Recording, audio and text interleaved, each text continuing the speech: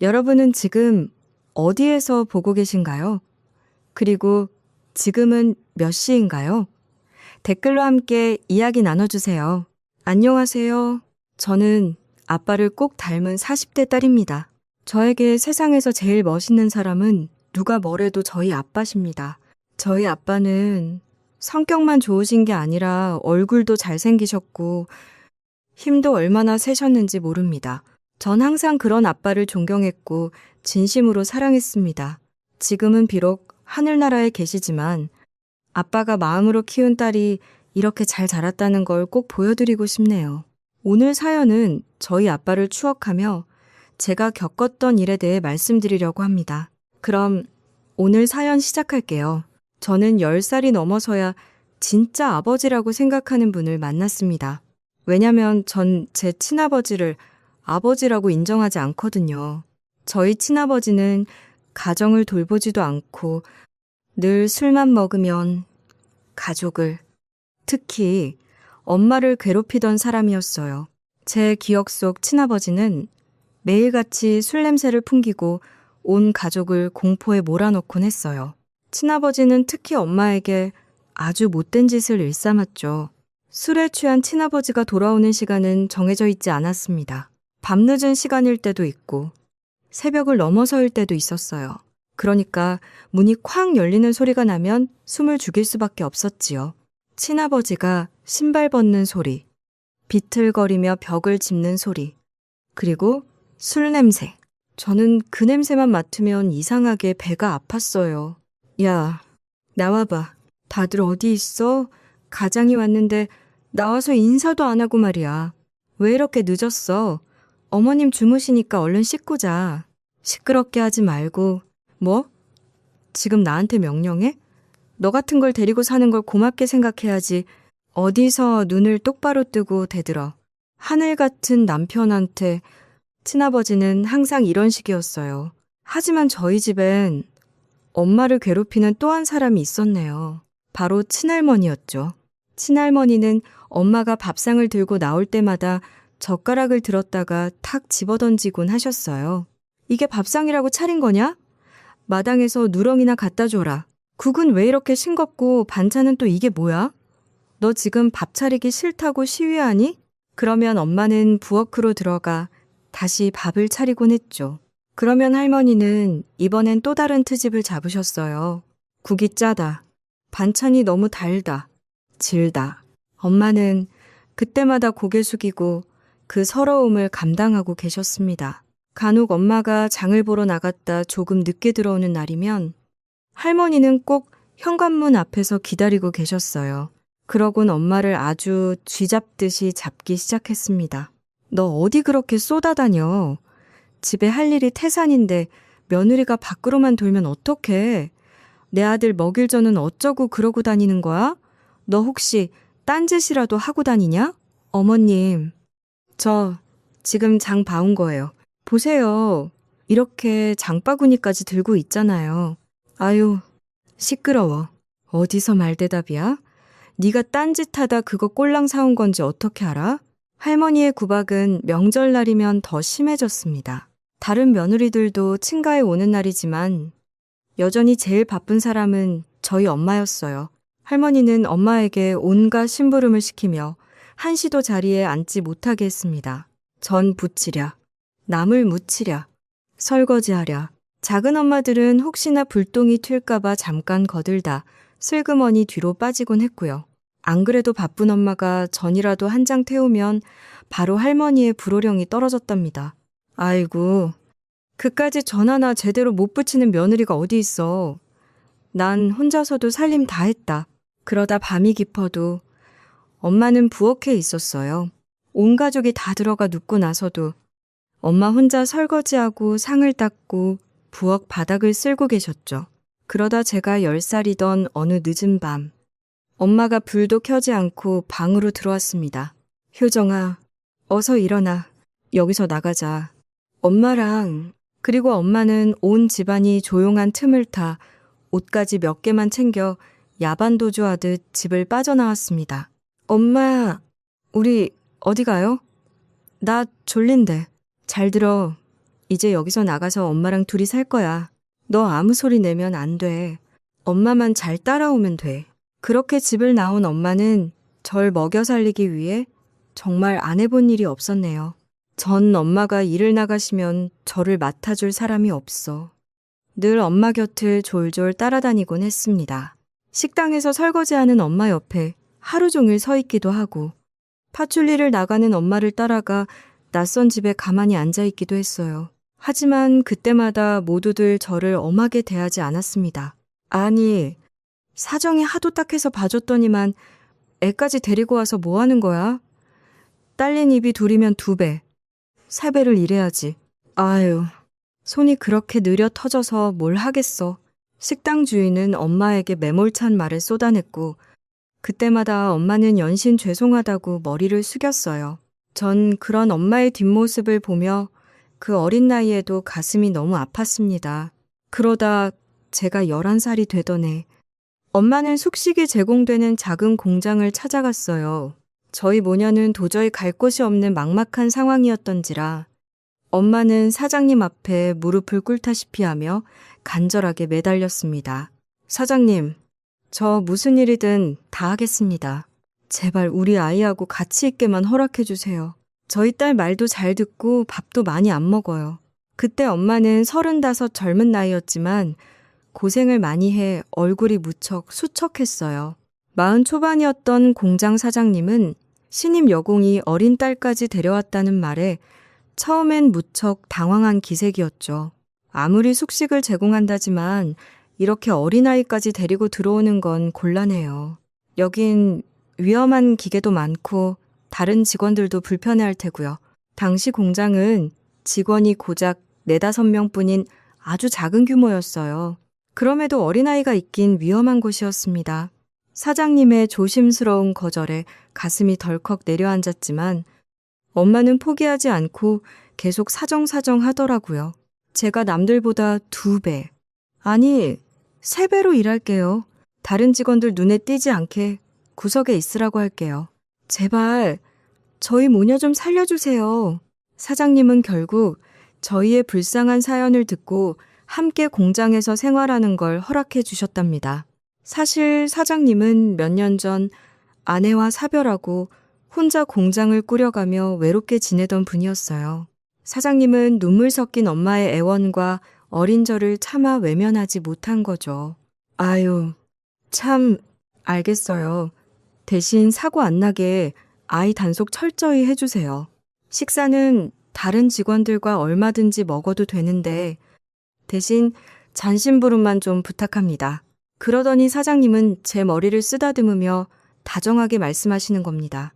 너 이름이 효정이라고 했지? 앞으로 잘 부탁한다. 엄마, 말씀 잘 듣고 공장에서 다치지 않게 조심해야 돼. 사장님의 그 따뜻한 한마디에 전 잔뜩 긴장했던 마음이 조금씩 녹는 것 같더군요.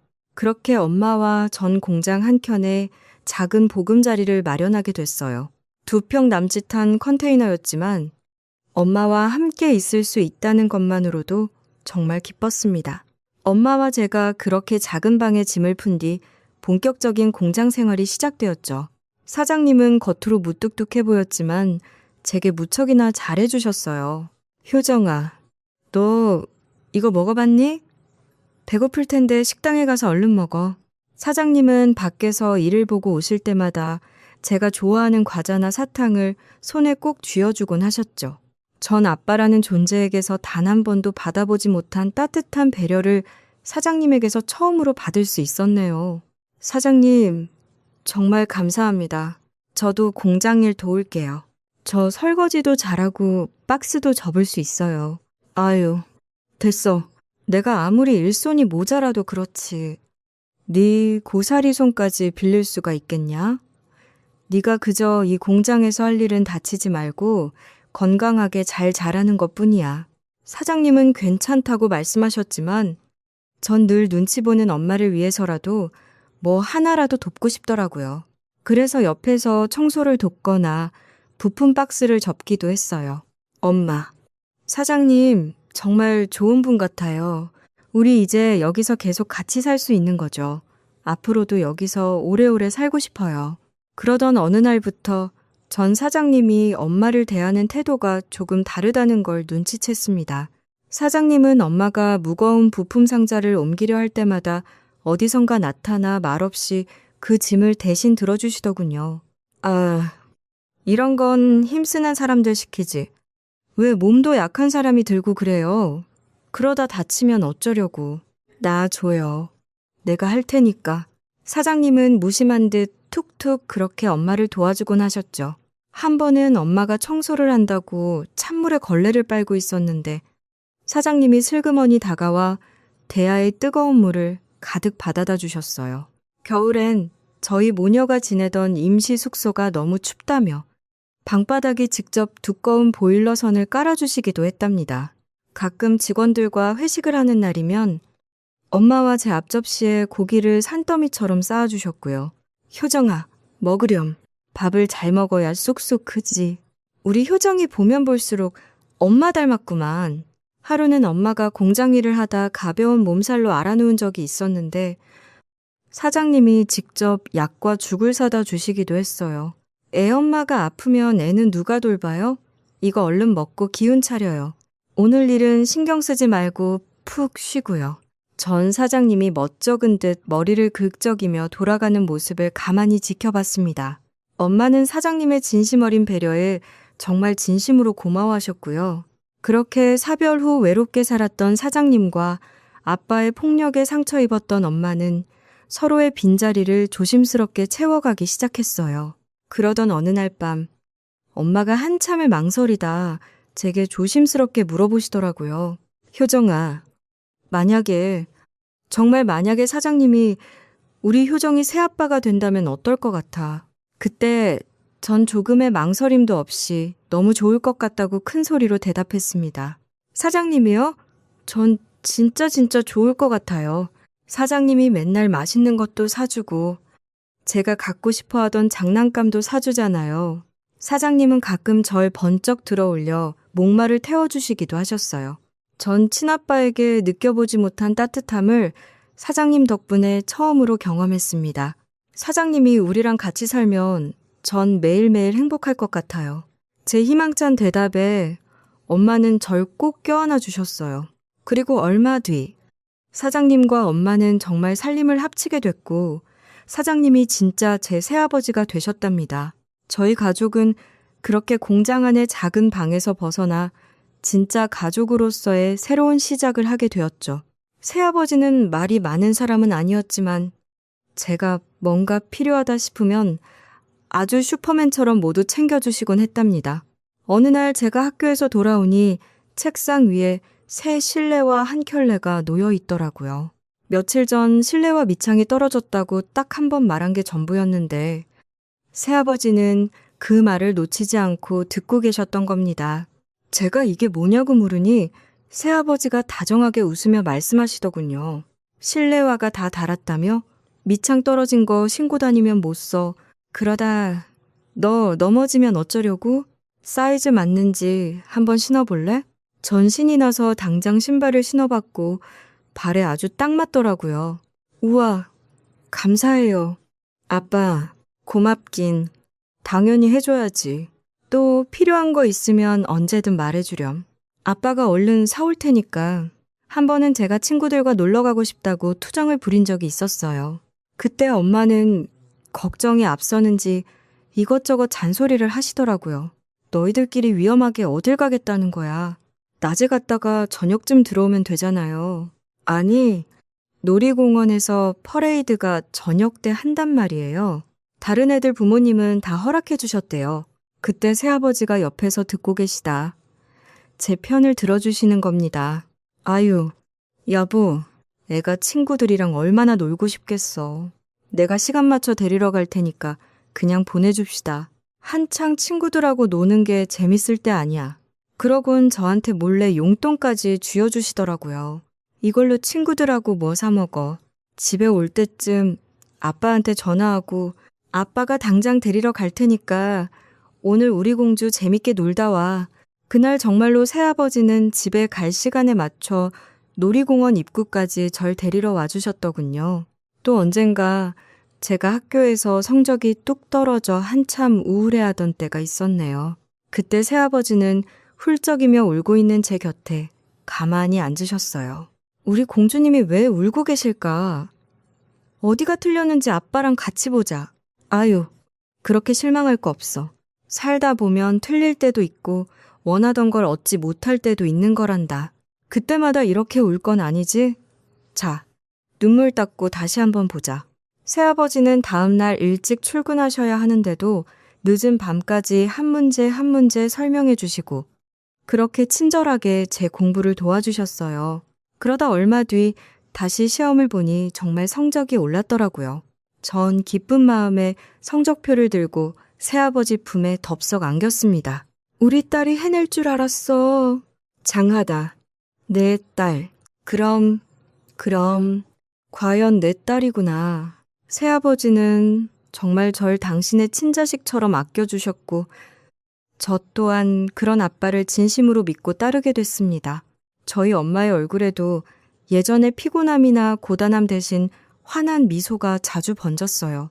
이후로도 아빠의 넓은 등과 다정한 목소리는 제가 세상을 살아가는데 가장 큰 힘이 되었답니다. 정말이지 아빠는 제 인생에 나타난 가장 큰 선물 같은 분이었어요.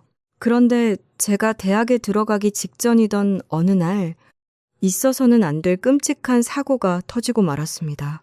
충격적이게도 아빠는 기계 속으로 빨려 들어갈 뻔한 외국인 노동자를 구하려고 몸을 던졌다. 그만 본인의 한쪽 팔이 기계에 끼는 사고를 당하시고 말았어요. 안 돼, 여보. 제발 정신 좀 차려봐. 금방 구급차 올 거야. 엄마는 피를 흘리고 쓰러진 아빠를 붙들고 정신없이 오열하셨습니다. 저는 응급실 복도에 주저앉아 제발 아빠를 살려달라고 빌고 또 빌었어요. 하지만 불행하게도 아빠는 그 사고로 결국 한쪽 팔을 잃게 됐습니다. 저와 엄마는 병실에 누워있는 아빠의 야윈 얼굴을 보며 매일 밤 눈물로 시간을 보냈네요. 다행히 얼마 뒤 아빠는 정신을 차렸지만 이전과는 전혀 다른 삶을 사셔야 했습니다. 우리 효정이 대학도 가고 이제 시집도 가야 하는데 아빠 몸이 이래서 어떡하면 좋니? 아빠는 깨어난 뒤에도 자신의 다친 몸보다 가족의 생계를 더 걱정하고 계시더라고요. 전 그런 아빠를 보며 다시 한번 가슴이 미어지는 것 같았죠. 사고 후 아빠는 한쪽 팔로 공장을 운영하려 했었지만 예전처럼 기계를 만질 수 없게 되자 결국 오랫동안 운영해온 공장 문을 닫기로 결정했습니다. 사실 그 공장은 사고 전에도 직원들 월급도 겨우 챙겨줄 정도로 매출이 시원치 않은 상태였어요. 엄마는 아빠 대신에 잠시 공장을 맡아보려 하기도 했지만 기술적인 한계와 불경기를 이겨내지 못하고 결국 사업을 정리하게 되었네요. 효정아, 아빠 팔 하나 없어도 괜찮아. 너희 엄마랑 너만 있으면 아빠는 다시 일어설 수 있어. 아빠는 오히려 상심에 빠진 저와 엄마를 다독이며 새로운 길을 찾기로 마음먹으셨어요. 그렇게 저희 온 가족이 머리를 맞대고 고민한 끝에 부모님은 작은 상가에 삼겹살 식당을 차리기로 하셨어요. 사장님, 여기 삼겹살 3인분 더 주세요. 밑반찬도요. 여기 사장님 솜씨가 아주 좋으시네요. 저도 학교가 끝나면 식당으로 달려가 불판을 닦거나 밑반찬을 나르며 일손을 도왔습니다. 아빠는 비록 한쪽 팔뿐이었지만 서툰 솜씨로도 열심히 손님을 맞이하고 다시 웃음을 찾으려고 노력하셨어요. 비록 전보다 저희 가족 형편은 어려워졌지만 그래도 저희 세 식구는 전처럼 주저앉아 있지만은 않았습니다. 그건 순전히 저희 가족들이 서로를 믿어주고 응원해준 덕분이었지요. 저희 엄마는 기꺼이 아빠의 남은 한쪽 팔이 되어드렸고요. 그 뒤로 전 전문대를 졸업하고 드디어 직장인이 됐습니다. 그러다 30살 초반에 남편을 만나 결혼하게 됐어요. 남편은 친구의 소개로 처음 만났는데 첫 만남부터 진중하고 한결같이 따뜻한 사람 같더군요. 그 당시 남편은 7급 공무원이었는데 막 대단한 스펙은 아니어도 누구보다 성실하고 정직하게 살아온 사람이었어요. 그 당시 제 수입이 남편보다 조금 더 많긴 했지만 전 남편의 다정한 성품과 책임감 있는 모습에 반해 평생을 함께하기로 약속했습니다.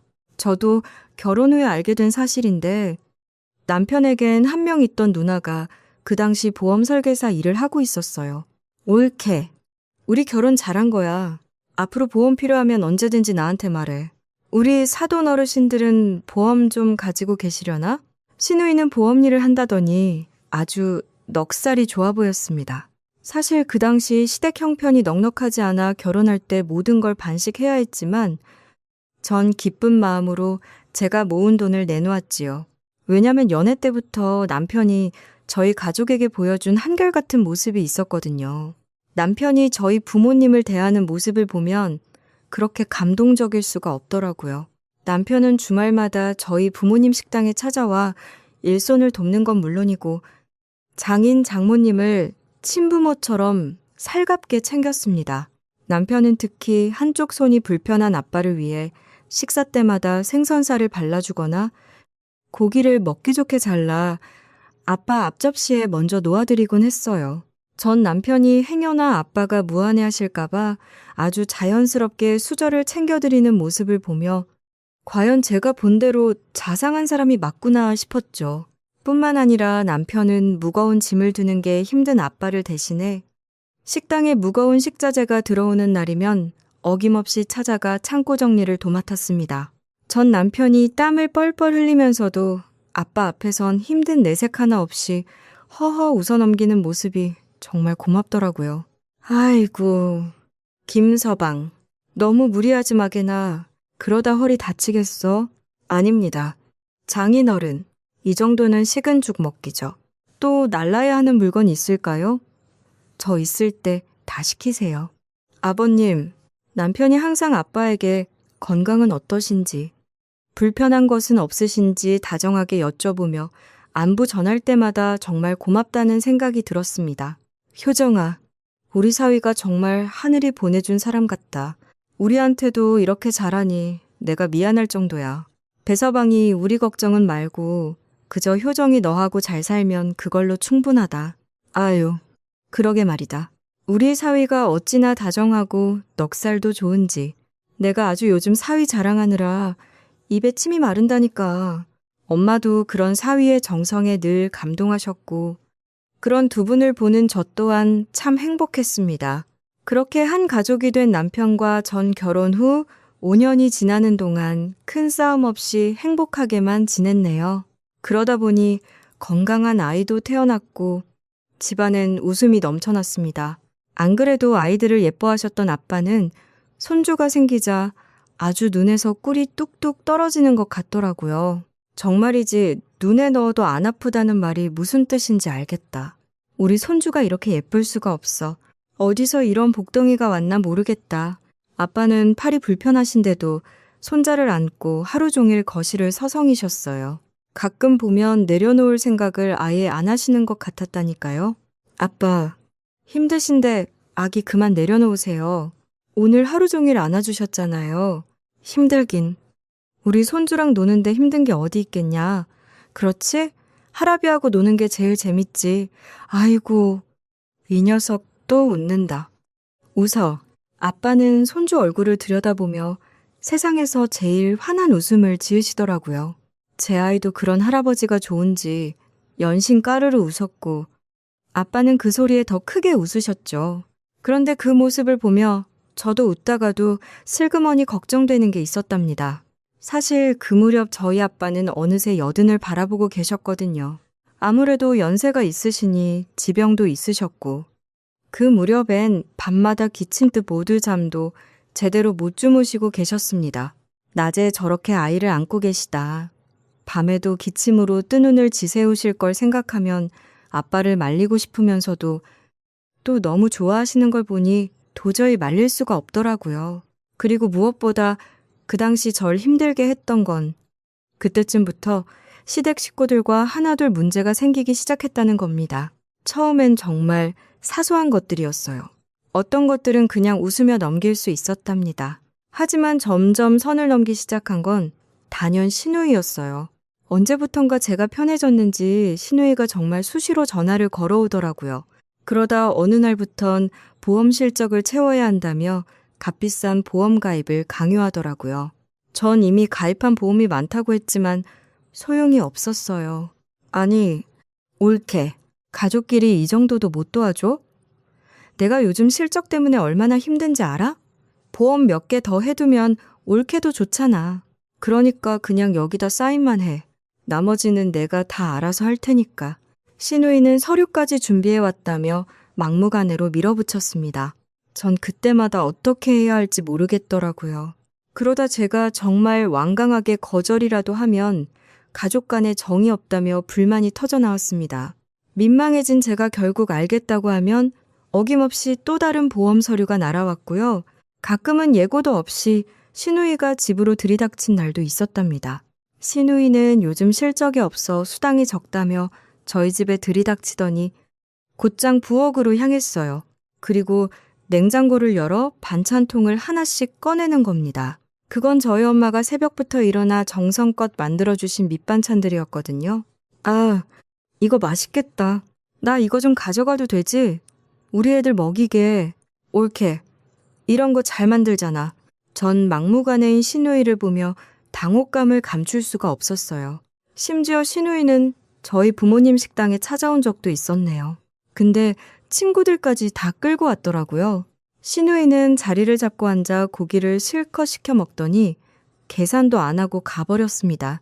부모님은 사돈인데 괜찮다고 하셨지만 전 뒤늦게 그걸 알고 아주 속이 뒤집혔네요. 그렇게 신우이와의 갈등이 깊어질수록 남편과의 사이도 조금씩 삐걱거리기 시작했습니다. 남편은 퇴근 후 집에 들어오면 피곤하다는 말을 입에 달고 살더라고요. 가끔 아이가 아빠를 찾으며 보채도 남편은 등을 돌리며 자는 척하기 일쑤였고요. 아빠, 나랑 로봇놀이 하면 안 돼요? 아빠, 나랑 놀아줘요. 아휴, 엄마한테 가. 아빠 피곤해. 아빠 방금 퇴근했잖아. 남편은 그렇게 말하곤 이불을 뒤집어 썼습니다. 심지어 아이와 단 1분도 놀아주지 않는 날도 많았어요. 전 그런 남편 대신 아이를 달래야 했습니다. 그러다 어느 날 아이가 갑자기 고열이나 끙끙 앓은 적이 있었어요. 초저녁부터 아이가 계속 잠만 자길래 이마를 짚어보니 불덩이 같더라고요. 전 깜짝 놀라 우선 남편에게 전화 걸었네요. 여보, 지금 우리 애가 열이 너무 높아. 체온계로 재보니까 39도가 넘어. 나 너무 놀라서 운전이 어려울 것 같은데. 당신 퇴근하는 길이면 병원 좀 같이 가줄 수 있어? 지금? 안 돼. 나 오늘 직장 동료들이랑 중요한 모임이 있어. 뭐? 지금 모임이 중요한 게 아니라 애가 아프다고. 아, 나도 어쩔 수가 없잖아. 갑자기 그러면 나보고 어쩌라고? 택시 불러가든지? 정. 그러면 구급차 부르면 되잖아. 남편은 그렇게 말하곤 전화를 끊어버리더라고요. 할 수 없이 전 아이를 등에 업고 밖으로 나왔습니다. 밤거리에서 택시를 잡으려고 뛰어다니는데 등에 업힌 아이는 열 때문에 식은땀을 뻘뻘 흘리고 있더라고요. 전 잡히지도 않는 택시를 잡으려 연신 손을 흔들었고요. 그날 밤거리에서 울지 않으려 얼마나 참았는지 모르겠습니다. 남편의 변심은 제 생일날에도 마찬가지였죠. 전 제 생일이었지만 아침부터 미역국을 끓이고 저녁상까지 정성껏 차렸습니다. 그래도 생일 기분은 내고 싶었거든요. 그런데 남편은 그날도 12시가 다 돼서 들어오더라고요. 그러더니 제가 미역국을 끓인 걸 보곤 인상을 확 찌푸리는 겁니다. 아니, 무슨 미역국이야? 요즘 나 중요한 인사평가 있는 거 몰라? 이 미역국 먹고 미끄러지라는 거야. 뭐야? 아마 남편은 그날이 제 생일인 줄도 몰랐을 겁니다. 생일날도 이러니 결혼기념일도 다르지 않았죠. 남편은 역시나 그날이 무슨 날인지 기억을 하지 못하는 겁니다. 전 그런 날마다 혼자 서운함을 삼켰지요. 정말 당연한 수순으로. 누가 봐도 마음이 변한 남편은 아이 교육에도 관심이 없더라고요. 어린이집 행사 날짜도 상담 날짜도 남편은 한 번도 먼저 물어본 적이 없었거든요. 전 그 모든 걸 혼자 알아서 하곤 했습니다. 그러다 가끔 아이가 말을 듣지 않거나 까부는 날이면 남편은 꼭 제 탓을 하는 거예요. 대체 애를 어떻게 키웠길래 이 모양이야? 엄마가 애를 잡아야지. 당신이 그러니까 애가 예의도 없고 까불기만 하는 거잖아. 우리 애가 뭐가 어때서 그래? 우리 도연이 어디 나가면 예의 바르다고 다들 칭칭해. 애가 어쩌다 장난 한 번 친 거 가지고 당신 말이 너무 심한 거 아니야? 전 남편이 제 탓을 하는 말을 들을 때마다 정말이지 뚜껑이 열리는 것 같더군요. 그러다 하루는 결정적인 사건이 있었어요. 그날 제 친구의 늦은 결혼식이 있어 전 모처럼 아이를 남편에게 맡기고 외출을 해야 했습니다. 전 너무 걱정이 돼 외출 전부터 남편에게 신신당부했어요. 여보, 나 없는 동안 애 밥 꼭 잘 챙겨줘야 돼. 냉장고에 반찬 다 있고 괜히 귀찮다고 햄 같은 거 많이 먹이지 마. 아유, 알았어. 정말 걱정도 많다. 내가 알아서 한다니까. 뭐한테 못 먹일 거 먹일까 봐. 그때 남편은 TV를 보며 대충 대답하더라고요. 전영 그 대답이 미덥지 않았지만 서둘러 나와버렸습니다. 하지만 예식장에 도착했어도 아들이 계속 걱정이 되더라고요. 그래서 식이 끝나자마자 집으로 전화를 걸었죠. 아들, 뭐 하고 있어? 아빠랑 저녁 맛있게 먹었어? 지금 고모가 집에 왔어요. 아빠랑 고모랑 같이 밥 먹고 있어요. 전 신우이가 예고도 없이 왔다는 말에 약간 당황했지만 일단 아들에게 다시 물었습니다. 아, 그래? 고모랑 뭐 먹는데? 아빠가 밥은 챙겨줬어? 나 아빠가 라면 끓여줘서 그거 먹었어요. 아빠랑 고모는 족발 시켜서 소주 마시고 있어요. 저는 그 말을 듣는 순간 머릿속이 하얘졌습니다. 7살밖에 안 된 아이에게 라면을 끓여주고 본인들은 족발에 술판을 벌이고 있다는 게 믿기지 않았어요. 뭐? 아빠가 진짜 그랬어? 도연아, 아빠 좀 바꿔줘. 그러자 한참 뒤 남편이 귀찮아하는 목소리로 전화를 받더라고요. 아니, 당신 제정신이야? 애한테 라면이나 먹이고 둘이서 족발에 술을 마셔? 애가 족발을 먹겠어. 라면을 먹겠어. 애, 밥 하나 못 챙겨줘? 아니, 오랜만에 누나가 왔는데 족발 좀 시킬 수 있는 거 아니야? 그리고 내가 짜장면 시켜준다고 했는데 애가 싫다고 해서 라면 끓여준 거야. 당신 같으면 옆에서 어른들이 족발 먹고 있는데 애가 짜장면이 넘어가겠니? 애 아빠면 애가 좋아할 걸 먼저 생각해야지. 그리고 내가 집에서 술 마시지 말라고 했지. 아이, 그렇게 걱정이 되면 네가 아이를 데리고 나가든가. 왜 누나 앞에서 면박을 줘? 남편은 그 말을 끝으로 전화를 또 끊어버렸어요. 전 당장 결판을 지어야겠다 싶어 집으로 달려갔죠. 그런데 집 문을 열자마자 진동을 하는 술 냄새와 족발 뼈다귀가 널브러진 거실 풍경이 먼저 들어오더라고요. 소파에 널브러진 남편과 시누이, 그리고 그 곁에서 홀로 TV를 보고 있는 아들을 보니 정말 기가 막히더군요. 형님, 정신 좀 차리세요. 제가 택시 부를 테니까 얼른 집에 들어가셔야죠. 아, 올케 왔어? 나 좀만 자다 갈게. 좀만.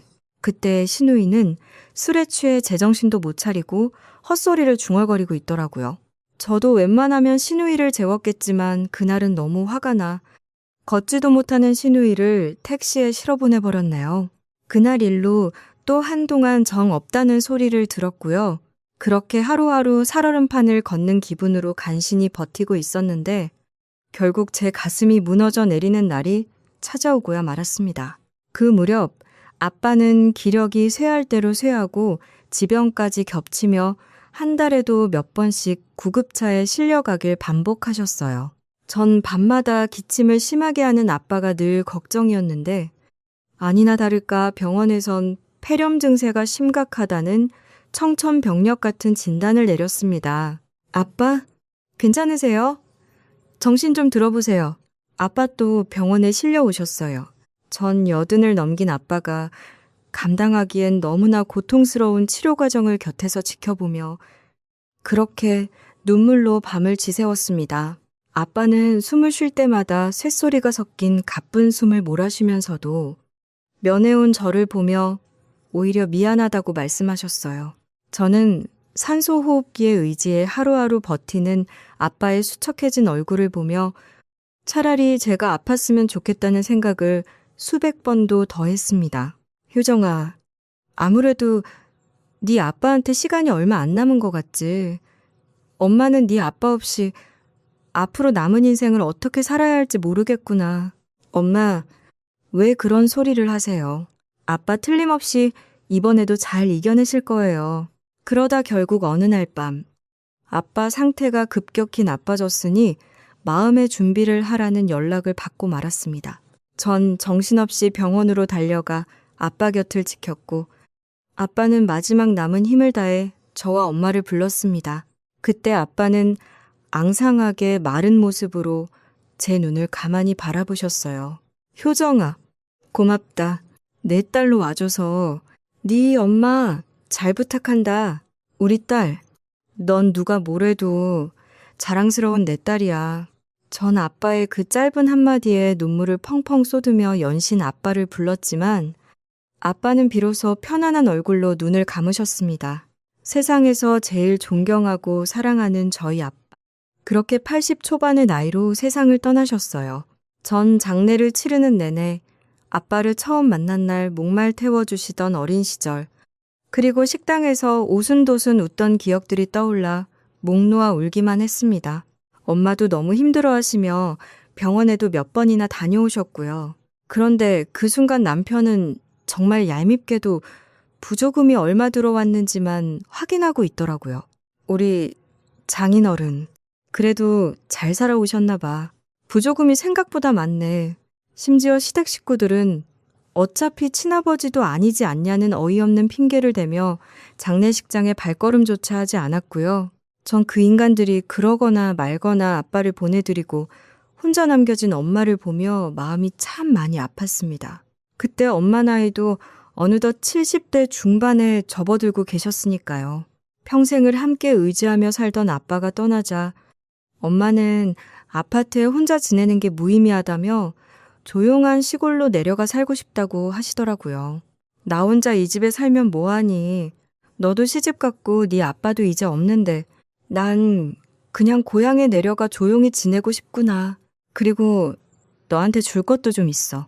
사실 너희 아빠가 네 앞으로 남긴 게 좀 있단다. 전 그제야 아빠가 남겨주신 재산이 아파트를 포함해 10억 정도 된다는 사실을 알게 되었어요. 엄마는 그 재산 중 절반인 5억을 떼어 제 손에 쥐어주시더라고요. 엄마, 제가 이 돈을 어떻게 받아요? 그냥 엄마 고향 내려가서 쓰세요. 아니야, 효정아. 이건 네 아빠가 널 위해 남긴 거나 다름없어. 너도 아이 키우고 살려면 돈이 필요할 테니까 이건 네 몫으로 가져가라. 그렇게 전 큰 액수의 유산을 상속받았지만 남편에겐 친정에서 받은 재산이 정확히 얼마인지 말하지 않았습니다. 하지만 눈치 빠른 남편과 시누이는 대충의 상황을 짐작했는지 어느 날 갑자기 절 찾아왔더라고요. 그 무렵 40대 후반이었던 시누이는 평소에도 저를 힘들게 하더니 그날은 유독 낯간지러운 웃음을 지으며 3천만 원을 빌려달라는 소리를 꺼냈습니다. 네? 3천만 원이요?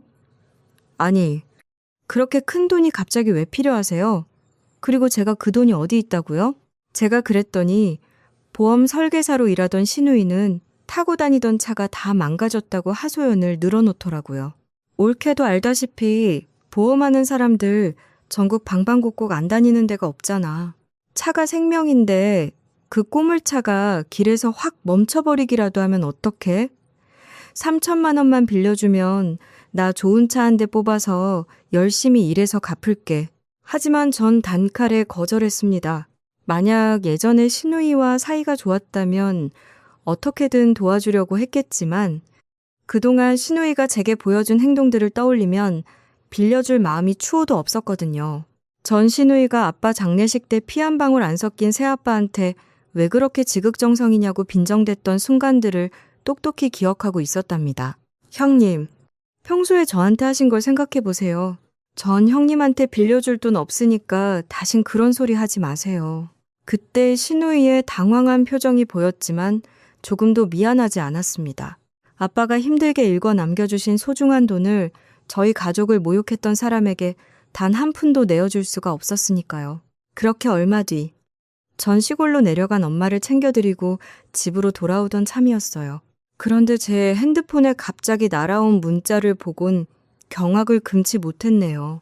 글쎄 그때 날아온 카드 승인 문자에 어떤 상사에서 무려 3천만 원이 일시불로 결제되었다는 내용이 적혀 있었거든요.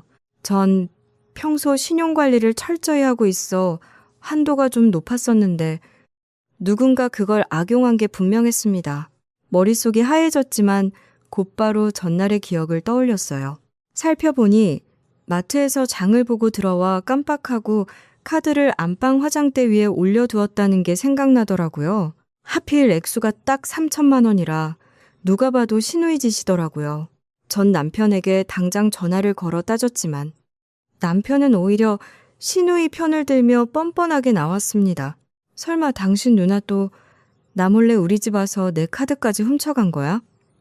이거 CCTV 한 번만 돌려봐도 누군지 다 나와. 그러니까 좋은 말 할 때 말해. 아, 누나가 오죽 급했으면 그랬겠어. 당신 어차피 유산 받은 돈도 있는데 그 정도는 가족끼리 좀 해줄 수 있는 거 아니야? 누나 체면을 좀 생각해줘야지. 정말이지. 남편의 망언에 기가 차더라고요. 전 예전에도 시누이가 보험 가입을 하도 졸라 좋은 마음으로 제 것과 아이 것까지 한 서너 개를 가입해 준 적이 있었거든요. 하지만 나중에 보험 설계사를 하는 친구에게 그 보험들을 보여주니까 친구가 혀를 내두르는 겁니다.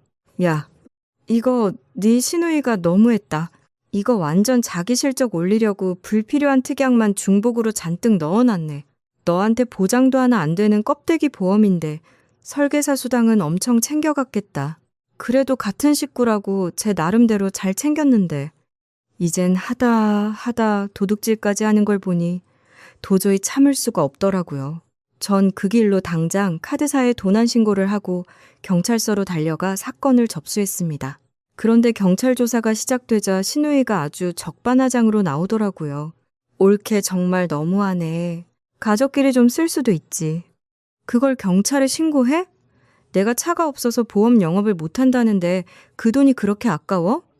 나중에 갚는다니까? 능력이 없으면 걸어 다니거나 버스를 타셔야지.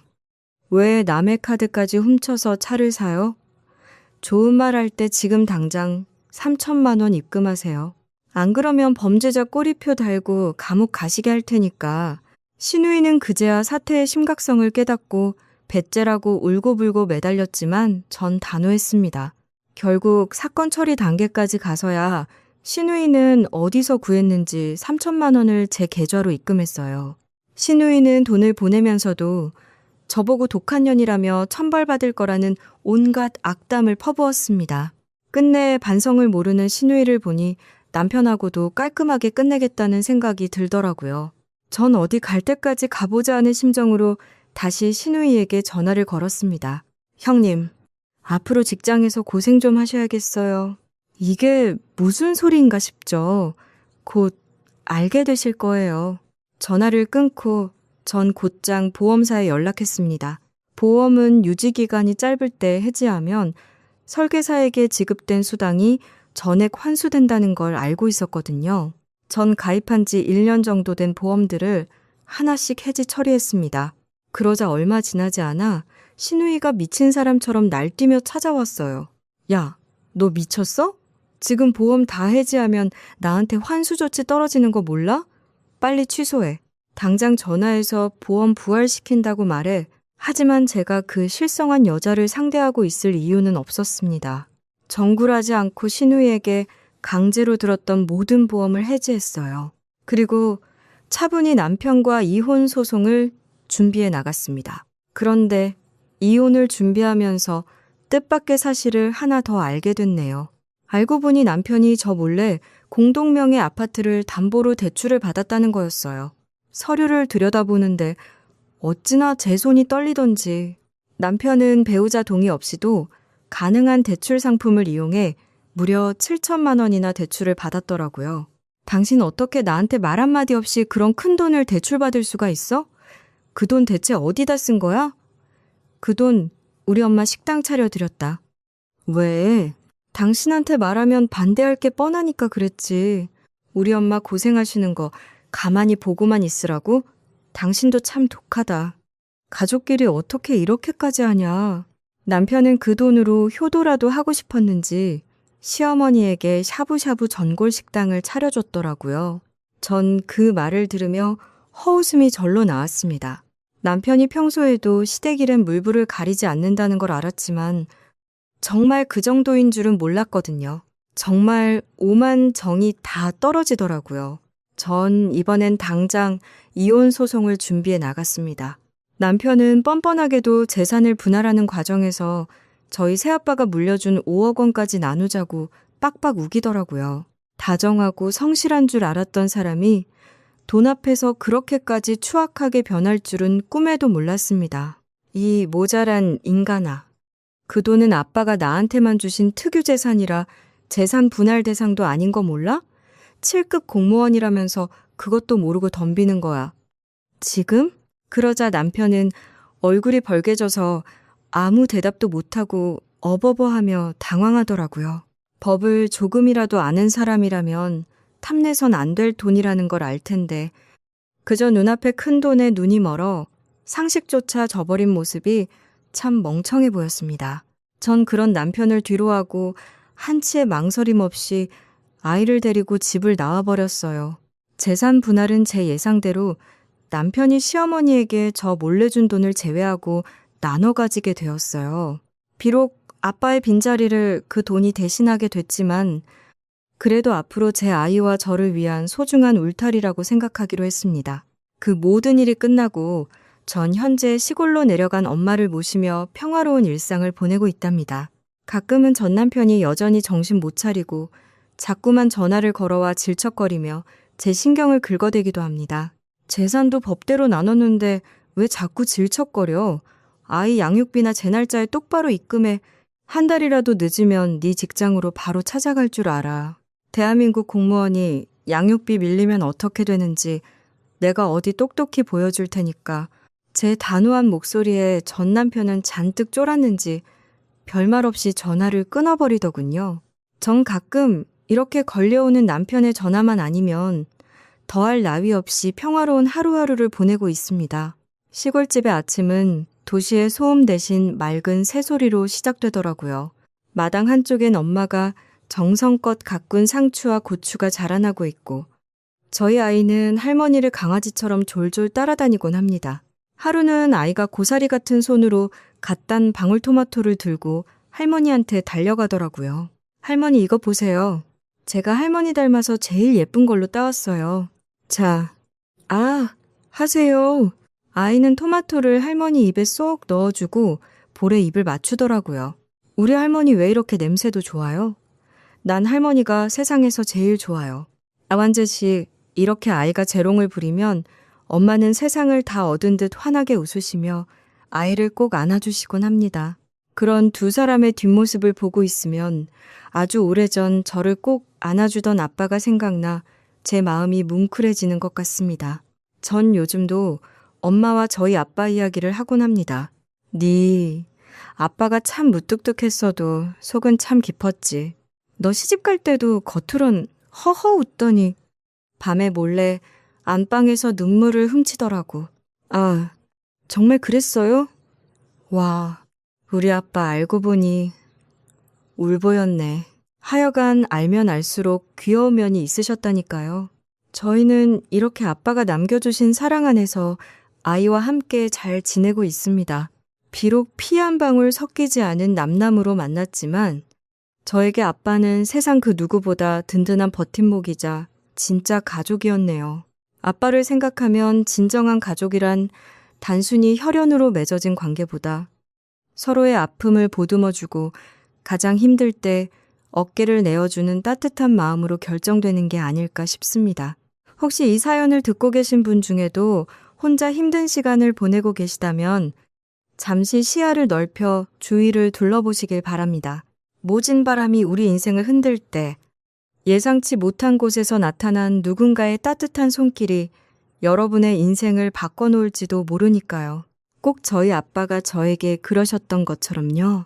여러분의 곁에도 보이지 않는 곳에서 응원을 보내는 소중한 인연이 있길 진심으로 기도하겠습니다. 들어주셔서 정말 감사드립니다.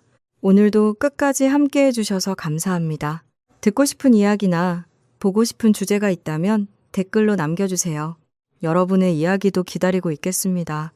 영상이 재미있으셨다면 좋아요와 구독도 부탁드립니다. 다음 사연으로 다시 찾아오겠습니다.